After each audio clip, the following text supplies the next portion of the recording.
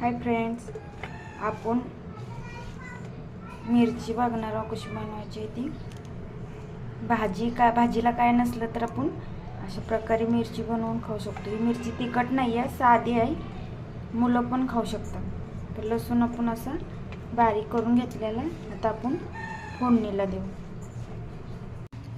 कढई तापत ठेवली, आता आपण ते तेल टाकून घेऊ।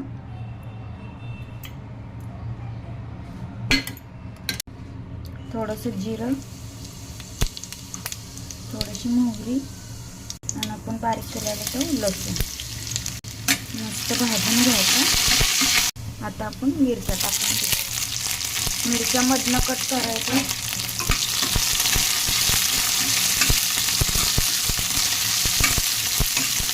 त्याच्यात थोडंसं पाणी टाकायचं।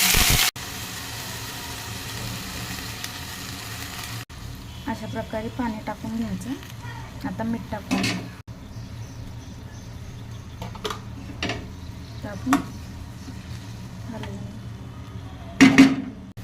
तर उकळी आली, 2 चमचे शेंगदाण्याचं कूट टाकूया आपण। जेवढं तुम्हाला हवं आहे तेवढं शेंगदाण्याचं कूट टाकू शकता तुम्ही।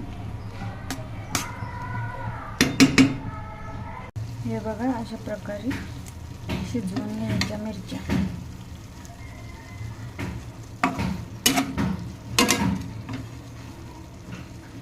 खूप छान लागतं, तुम्ही बनवून बघा।